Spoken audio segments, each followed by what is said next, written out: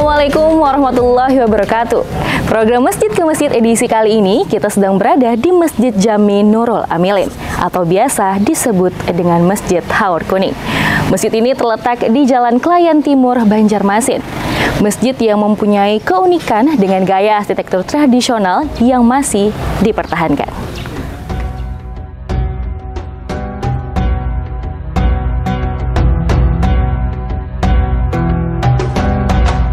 Masjid Jami Haur Kuning atau Masjid Jami Nurul Amilin adalah salah satu cagar wisata religi yang terletak di Jalan Klayan Kecil RT 15 RW 01 Kelurahan Klayan Timur, Kecamatan Banjarmasin Selatan, Kota Banjarmasin.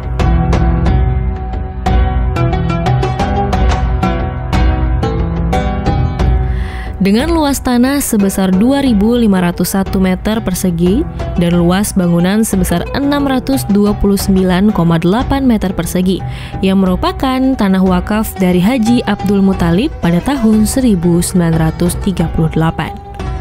Walau sudah berusia 81 tahun sejak berdiri di zaman penjajahan Jepang di tahun 1942, masjid ini masih berdiri kokoh dengan bangunan khas Melayu dan juga merupakan salah satu masjid tertua di Banjarmasin.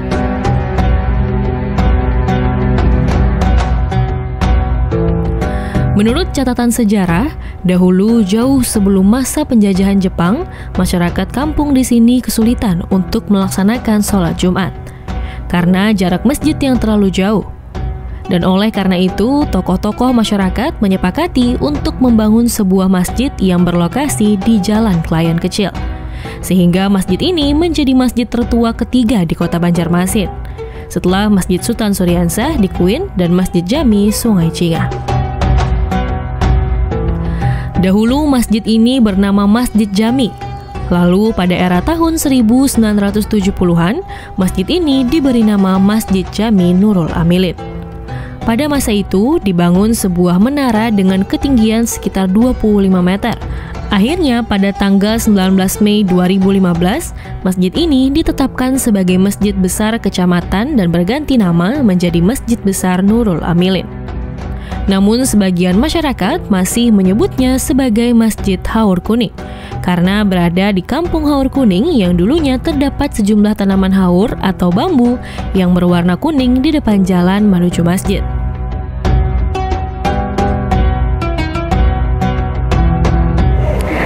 Salah satu yang menarik dari Masjid Jami Haur Kuning ini adalah tempat azan yang masih dipertahankan dan tidak dirubah keasliannya. Zaman dulu, para muazin mengumandangkan azan dengan cara naik ke tempat azan ini.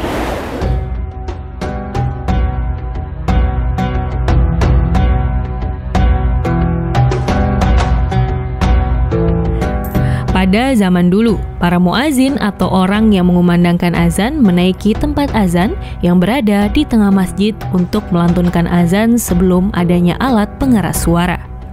Menara masjid ini dulunya juga sempat digunakan pemangku kepentingan untuk Rukyatul Hilal atau pemantauan hilal karena masih belum banyak bangunan di sekitarnya.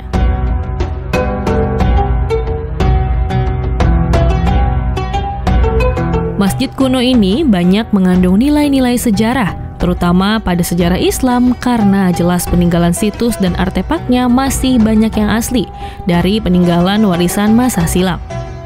Hanya sedikit yang merupakan tambahan, sudah dirubah dan mengalami pergantian. Seperti mimbar untuk khutbah Jumat, bentuk pintu sekeliling, mihrab dekat ruang tempat imam, 5 tiang dengan 1 tiang guru, tangga putar naik ke atas, ukiran di atas pintu, 5 cungkup atap, pagar kayu keliling di dalam halaman, bentuk ornamen limas pada dinding ruang dalam cungkup, dan tatahan bentuk daun pada mimbar dan tiang mihrab masih nampak terlihat asli dari masa lalu. Sedangkan yang menjadi tambahan baru adalah adanya menara, plafon, pintu gerbang masuk, pagar keliling halaman dari beton, tambahan porselen di kaki tiang, dan atapnya sudah bukan berupa sirap, tetapi berganti dengan genteng.